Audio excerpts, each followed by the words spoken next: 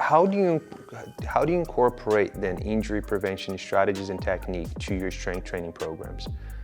I think that in the back of your head, you got to understand that everything that you do is technically injury prevention. Like, we squat to make our knees healthy, right? We use full range of motion what I stress, and what I learned at grad school is that if you go below parallel, you will activate more muscles, in turn using more muscles.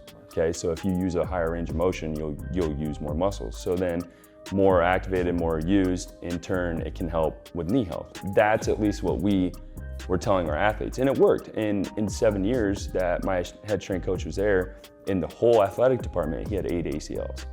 You know, Wow, and for how many athletes? Yeah, amongst that's 350 athletes. True, you know? So true. that's a really good ratio. And there's some things that we did there that we don't do at Oregon. And there's a lot of things at Oregon that we didn't do there, but it's just all about managing the athletes and making sure that they're healthy and not overtraining them. And that's a balance, you know?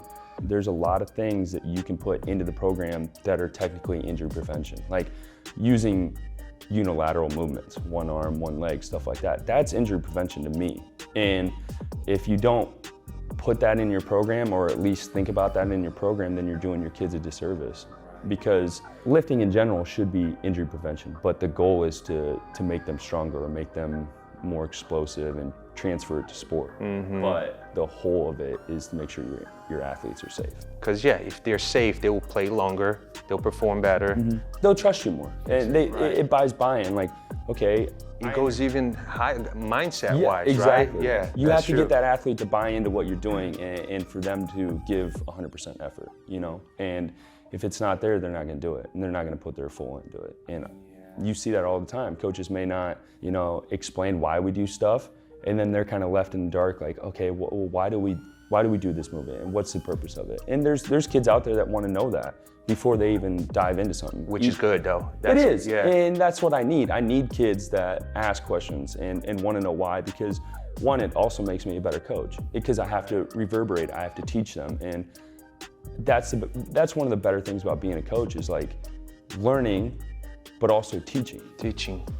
Yeah, no, that's a great point. It's very big. That's a great point. I think that's the why trust aspect as well that I didn't even think about it. Yeah, because that's going to improve not just the physical aspect of the athlete, but just, you know, mental part, which is huge. Sports are all mental. You know, like 80% of it is mental.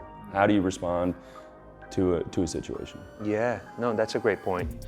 Thank you so much for watching, and I really hope you enjoyed this video. And if you did, please subscribe down below. And if you're interested to learn more and watch the full interview, click down here. I'll catch you soon. Have a good one.